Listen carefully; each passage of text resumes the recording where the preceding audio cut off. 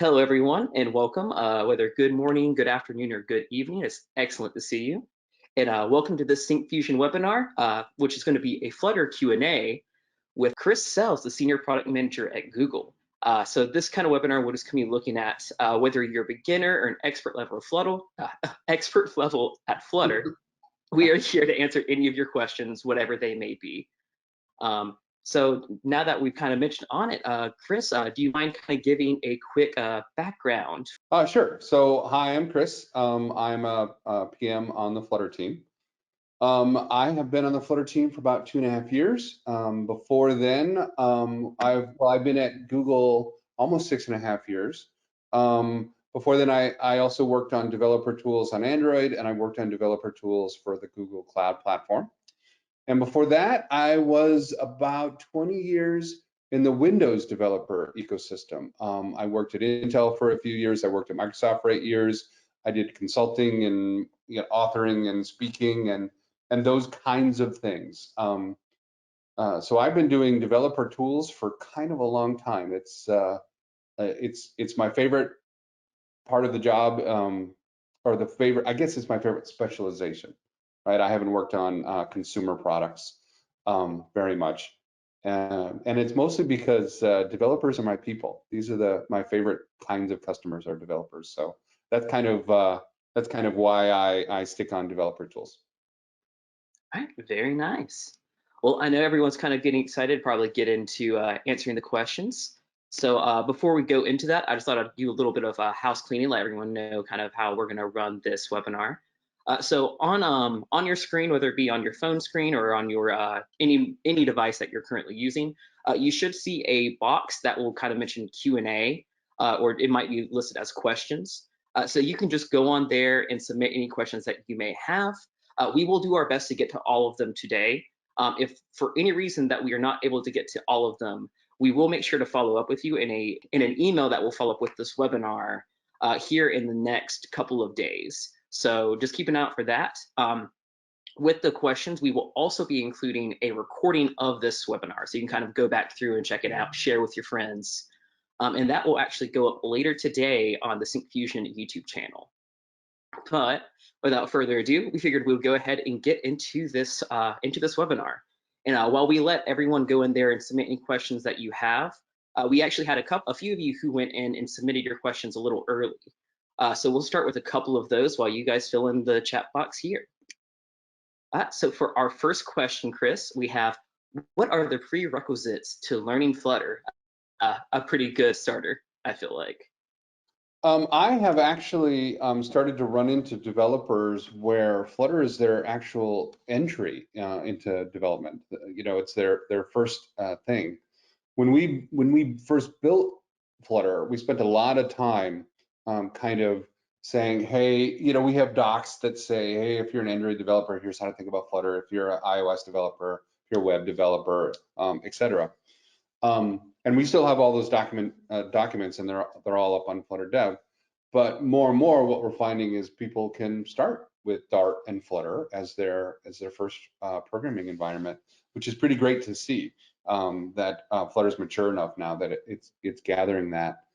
I would say that a prerequisite for Flutter is really some kind of programming background, right?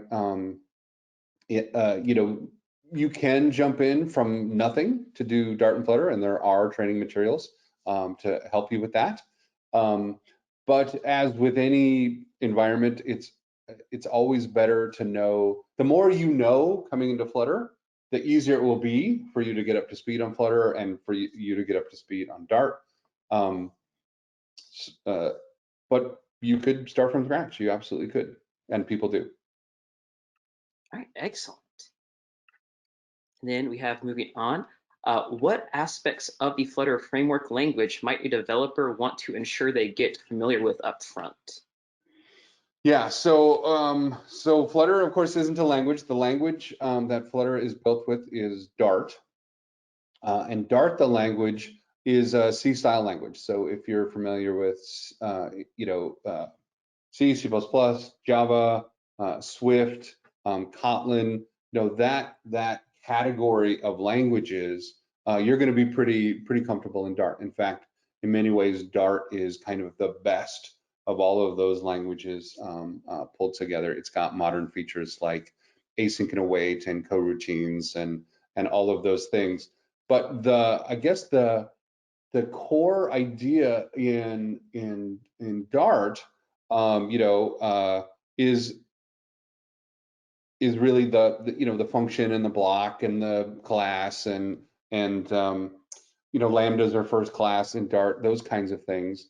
The aspects of Flutter that I would look at initially, two main aspects. One, kind of the declarative nature, right? Essentially, what you're doing when you're building a Flutter program is you've got a hierarchy of widgets. You've got your app at the top, and then underneath that, you're going to split the screen into multiple things, and then you're going to have multiple screens, and it's all really a hierarchy of widgets. And based on data and user input, you'll change what that hierarchy looks like during the lifetime of your program. So being able to think about your program as this kind of high level thing that has that you can split up into multiple sections as widgets is a pretty important concept. Another important concept is this idea of layout, right? How do I tell my widgets what area of the screen to take up? How do I tell them, as my screen resizes, what area of a screen to take up? So layout is a big deal that I would spend some time on, and there's lots of widgets that help you with layout in Flutter. And then I'll say the third big concept in Flutter that you'll want to watch out for is we call it state management, but it sounds highfalutin, but it's really just, where do you keep your data? Do you keep your data inside the widget? Do you want to share data between multiple widgets, in which case you keep it outside? How do you share it in a way that is refactorable over time, works well with tests? This whole idea of how do you introduce data into your Flutter program in a way that as the data changes, your UI changes. And that's what we call state management. So those are the three big topics, right? Everything's a widget, dealing with layout on the screen, and state management. Start there. You'll have about 80% of what you need in your Flutter program, honestly. All right, awesome. And now we have our next question. Will an editable data grid for web, tablets, desktops be available soon? Yeah, that's a really good question. As we expand into this new form factor, right? Desktop is a new form factor for Flutter. Until last month, right? Web was still in beta. Desktop is still in beta. And it's all been, our production has all been mobile, right? Android and iOS, and that's one, form factor, a small form factor. And so the idea of an editable data grid in that little tiny space isn't really something that anyone really wanted, or it's not something you see in mobile apps. Now that we move to desktop, we have more space. We want to provide a lot more data to people. We want to provide them richer interactions with that data. So we do have data table built in to Flutter, and you can help yourself.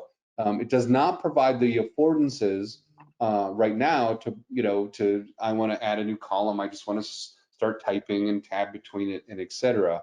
But we are actively taking requirements for people who want, what they think the data table should do when it comes to these bigger form factors. So, editability is certainly on our list for things to think about. Also, I would say this, no matter if I was on a Syncfusion webcast or not, Syncfusion and other vendors have provided kind of advanced visualization and data manipulation tools that you can get to on PubDev. I happen to know that Syncfusion has an editable data grid that I would point you to, right? Take a look at their stuff. It's actually really good. I've used it in my own programs, so I recommend it. Oh, you're too kind. Again, it doesn't matter that I'm honestly, I would say that no matter what. Well, thank you. And I guess kind of going into that, I see a question just popped in, kind of expanding on some of these topics from the web tablets and desktops. We had a question that was just kind of asking, what are the best practices for making Flutter responsive between phone, tablet, and desktop? Yeah, so there are actually multiple dimensions to that particular question. I mean, the when people think about responsive apps, they think about the kind of thing we do on the web, right? Where if you surf to it from your desktop, you get one experience, and if you surf to a website from your phone, you get a different experience. And as people resize the window, things get bigger or smaller. We call that kind of responsive web design, and it is the exact same thing you need to keep in mind and manage in your Flutter programs. Flutter is very flexible when it comes to layout, and we have a media query, so you can tell exactly how big the device is that you're aiming at. We also have layout builders, so you can tell how much space, maximum, minimum space you have available, so you can make those layout choices and build responsive UIs with Flutter without any trouble. But those aren't the only things to keep in mind when you're targeting multiple platforms with Flutter. You also want to think about input modes, right? On the phone, it's going to be touch, but on tablets, on desktop, whether it's desktop web or native desktop, you're going to have keyboard and mouse inputs, and so you want to take that into account as well, right? How do I make sure I build an app that has good support for the various kinds of inputs for the platforms I'm supporting, and we have full support for all of those input modes. It's just a matter of testing and making sure that things work well, and you're providing keyboard shortcuts when it makes sense, and taking advantage of the additional density you can have with a mouse, because it's a much more precise device than your big old fat finger. And so we have visual density built into Flutter, and you can let Flutter just pick one automatically for you based on the platform it's running, or you can actually have control over that, or even let your user have control. You can say, hey, I want to use this on a Windows machine with a touch screen. I want the touch input, and I need things spread out a little bit for my fingers, things like that. And then the third thing to think about is platform-specific idioms, right? How do you do navigation? How do you do interactions with the user? How do you split up the data? Those are different. The various platforms tend to have different idioms, and so like a bottom tab bar, on a mobile app is not something you would ever want in a desktop size app. And so keeping that in mind, we have built some adaptable navigation controls that you can check out that help you with that. We've also built some plugins so you can actually get to the system menus when you're targeting desktop, and you can put navigation up in there. So you have the flexibility to build your Flutter apps to do the things you want, and it's all based in there. It's all built in, but it's a matter of keeping these things in mind, making sure that when your Flutter app runs on desktop, it's a great desktop app, not just an app that happens to run on desktop. And so those are things to keep in mind. Nice. Yeah, I think that's great advice. Oh, and I was like, we kind of talked about this a little bit too, was what scenarios are ideal for Flutter on web? Yeah, there's the Oh, web has really kind of evolved into supporting every kind of everything that anyone has ever wanted to do. The web allows you to do it, sometimes with varying degrees of success. But there tends to be broken. These things can tend to break down into two big pieces. There's web apps, and then there's websites. And a site tends to be a bunch of static content, flowy kind of text around images and videos, and you care about search engine optimization, and you want to attract people to your website based on the content you're providing. Then there's a whole nother thing, which is I want to build an app which is highly interactive and takes maximum advantage of the screen space, and allows the user to maybe work with documents or data of some kind. And I want to build it and treat it like an app. I could take this and I could put it on the desktop. I could take this, I could put it on tablet, whatever. But it's a rich interactive app. Sometimes we call them progressive web apps. Sometimes we call them single page applications. But it's really just an app. It's not a document. It's an app. And in that case, the web becomes a wonderful place to deploy because you don't have to worry about updates, right? The next time somebody goes to that, to your app on the web, they'll just get the latest version, and you don't have to, mess with it. Those are very different experiences from the user point of view and very different experiences from the developer point of view. And we have initially, with the initial version of Flutter for Web that we have brought out in the stable channel as of last month at Flutter Engage, we have optimized for apps, right? So you build an app on your mobile, you build an app on the desktop, you can bring that same source code to the web, and you get the benefits of deployment via the web. But it is very much an app. You have a screen, you have multiple screens, you can navigate between things, you can use the address bar for navigation. But again, when you surf the next time to that website, the latest version of that app will be available to your users. So we really optimized for apps. So those are the best kinds of things to build with Flutter on the web. Right, nice. And I kind of like picking up from there, I saw another question come in, and I know you talked about like just the different experiences and adapting to the touch of a phone versus anything else along those lines. We had a question that was not like, is it oftentimes easier to create separate apps for like mobile, like phone versus desktop or web, or the kind of like you mentioned with the updates with the source code of sharing that stuff? Do you find that Flutter makes it very easy in between of just doing all of those at once? Yeah, that's a really good question. There's two real ways to solve that problem. You can have one source code base that does kind of everything in it, and a lot of times what happens is you either make decisions at compile time or initially, when you first the app wakes up and it says, oh, I'm on Windows, I'm going to do a bunch of Windowsy things. You don't want to. One of the things you don't want to do is start sprinkling these conditionals throughout your code, right? You want a one central place with provide services and UI, and then you want to abstract that in your code. So it's if you choose that route, right, one source code base, that it's easy to say, okay, these are the Windows specific things, these are the Android specific, etc. You kind of encapsulate that, and it makes writing the rest of the app much easier. That's one way to go. Another way to go is, hey, I have a bunch of reusable widgets and backend data sources and all these shared things, but I'm going to actually say, oh, let me build the mobile version of my app, and it will be one hunk of source code that brings in those reusable pieces.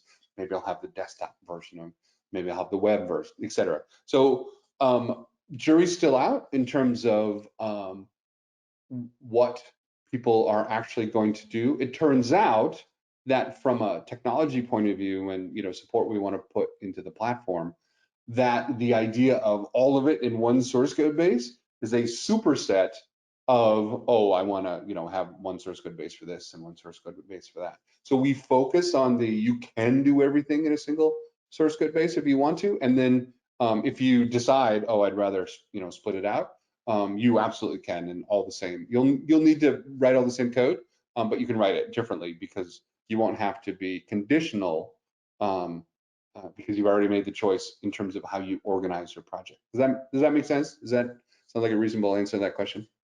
Yeah, I mean, to me that makes sense. And Paul, I know you sent in the question, so please let us know if you'd like any expanded upon there. But I think overall, I think that was a excellent answer. Thank you very much. Sure. All right, cool. And then now kind of looking to another, like onto our next present question.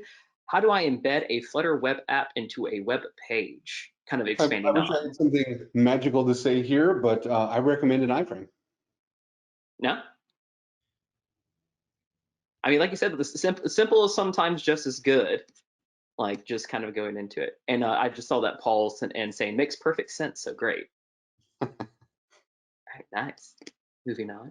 And then so what are some of Flutter's time-saving features? Yeah, so I assume when it comes to time saving, we're talking about kind of the developer point of view, right? How do I we believe so. do to make the developer's life easier, which, by the way, is a key tenet of what we do in Flutter, right? Everything we can do to make the developer's life easier, we try to do. Probably the biggest thing that we support, I mentioned, the Dart is the language of Flutter, but it's more than just a language. It's a runtime. It's an environment that we actually have built Flutter on top of, and it provides a unique feature that is relevant here, which is the Dart backend. I can feed it Dart code, and depending on the mode I'm in, it will either give me a virtual machine that does just-in-time compilation so that I can use a feature called hot reload, which I'll dive into in a second here. And that works really well, and it makes my development experience really fast. Or I can hand Dart and I can say, oh, I need the release mode, in which case I've got, if I'm targeting mobile ARM code, if I'm targeting desktop x86 code, if I'm targeting the web, I get optimized JavaScript code. It will give me native code for whatever the platform we're targeting, but it's the exact same Dart, it's the same language, it's the same code, it's the same everything.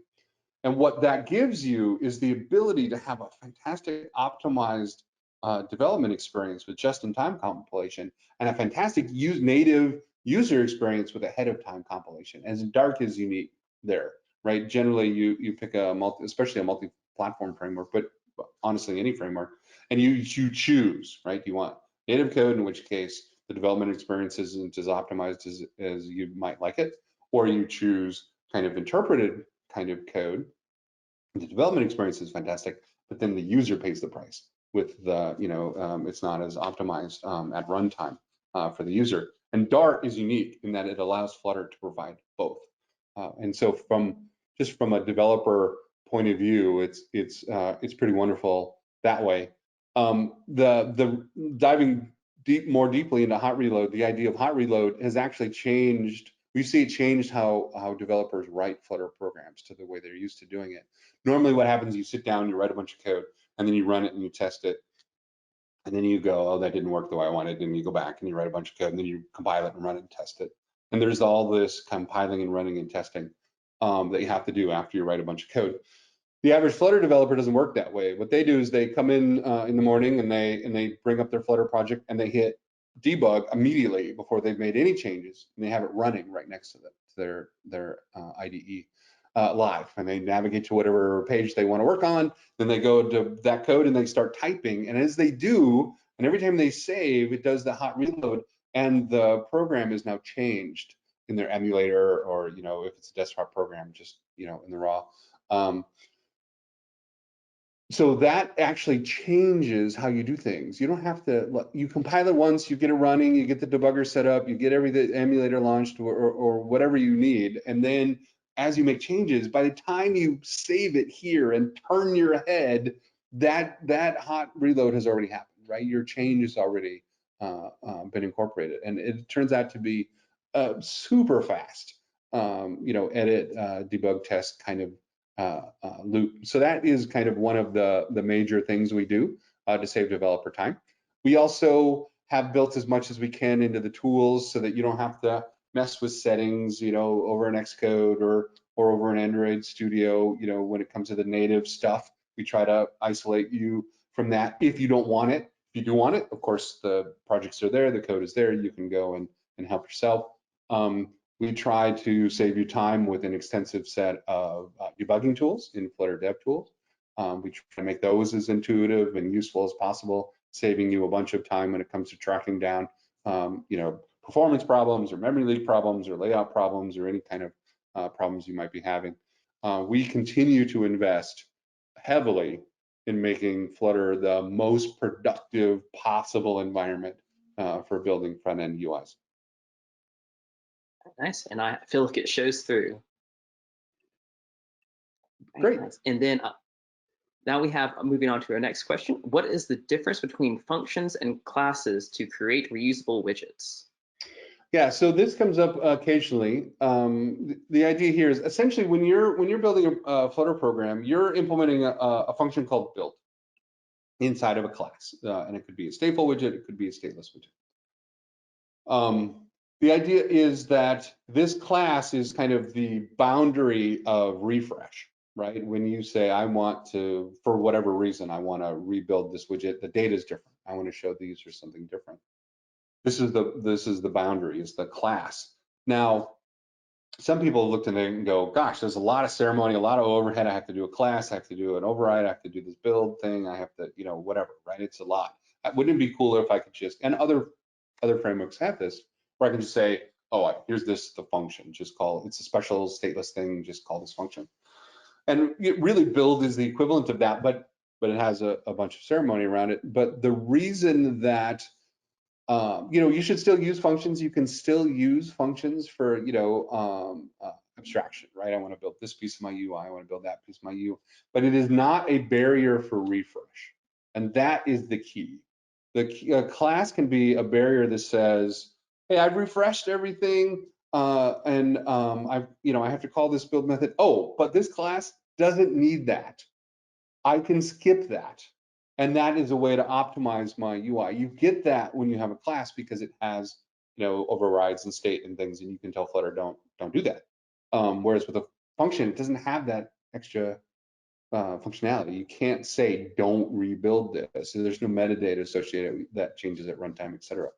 So that's one reason. It's kind of a barrier for refresh. You want to prefer classes over functions, except for, as I say, as a means of abstraction, right? When you're writing your code. The other thing you get with classes that you don't get with functions is you get the ability to define constant constructors. And the idea of constant, you can say, oh, this is nothing, doesn't matter, nothing's going to change at runtime. No matter how you construct this class, it's going to be the same based on whatever you constructor arguments you give it. It doesn't change on runtime based on whatever, it's constant. Then, if you have one of these, then you can use it in your widget hierarchy. When you say, oh, I want a thing, you can say, actually, this is const. It won't change based on user input. And the nice, or J changes or whatever. And the nice thing about that is the compiler can produce those objects at compile time instead of at runtime. So again, that's a way you can optimize with classes, which is an opportunity you don't have with functions. So, there are certainly, and I do it myself, I use functions, but when it comes to, the barrier for refresh, you'll need classes, and when it comes to const and letting the compiler do more of the work, so that it doesn't happen at runtime. Those are the two reasons to prefer classes instead of functions. All right, excellent.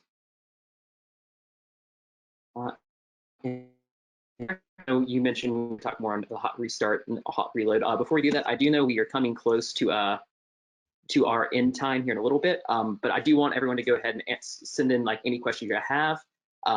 Like kind of what I mentioned earlier in this webinar, we will follow up on all of the questions even if we don't get to them. So please just go ahead and submit any that you have, and we'll make sure to get back to you as soon as we can. But I guess kind of looking on to the next one, what is the difference between hot restart and hot reload? Yeah, so a hot restart, it should really be called stateful hot restart. And the idea with hot restart is you're changing the implementation of your widgets, but not the underlying data, right? And so I would change the color, I would change the layout, I would change the font, blah, blah, blah. You make all those changes, the data stays the same. That's a hot reload, right? So stateful hot reload is I want to keep my data, I want to make my changes to my UI, but the data doesn't change. Hot restart says, oh, I've made some changes to some static data. I've made some changes to some constructor arguments or some member. The various kinds of reasons where hot reload doesn't always pull up all of your changes. And what hot reload does is it doesn't make you shut down your emulator or close your program or recompile from scratch. All hot reload does is say, oh, here's the whole hunk of source code, start from the beginning again, and whatever changes you've made in the data, or whatever changes that hot reload didn't pick up, hot restart will do without having to tear everything down and pull everything up again. So the way I tend to work is I use hot reload all the time, right? I'm typing and things are changing and I'm pressing and I'm saving my files, and hot restart or hot reload is doing the work for me. And then when I look and I make a change and it isn't reflected in my running Flutter app, and then I look and I go, oh yeah, hot reload can't do this, right? It doesn't support that. Then that's when I do hot restart, loads my program up from scratch again, and off I go. So that's the theoretical and practical difference between the two. All right, excellent. And I know we've kind of come up on time as of now. So here, let me move my slides up to, had a couple of questions. But yeah, I just want to thank you again, Chris, for joining us today. For everyone else that's still submitting questions, I see you added a couple over our last question, but as I mentioned earlier, we will make sure to get back to all of these, even if it is not today. We will make sure to have our Q&A blog that will go up on the Syncfusion website into next week, as well as the follow-up email that will contain that and the recording of this webinar and next week as well. But Chris, I just want to seriously thank you so much for joining us today. Do you have any closing notes or anything you'd like to share? I'll actually, what I'd like to do is thank Syncfusion for having me on, and thank the community for joining. My very most favorite part of Flutter is the broader community, the set of developers doing doing Flutter work and being able to give back, right? This is really Syncfusion giving back, everyone with their questions, participating in the community. That's my favorite part of the whole gig. So thank you very much for having me. It's been a pleasure. Thank you very much again. And Chris, I think I will leave this open a little bit longer just to make sure we get any questions, but I look forward to talking to you again soon, and thank you again for joining us. You did an excellent job answering all these questions. All right, see you later. But thank you all for joining us today. We really look forward to seeing you soon, and if you have any interest in more Flutter-related content, please check out Syncfusion and join us for some future webinars. Well, until then, thank you, and we'll see you later. Bye.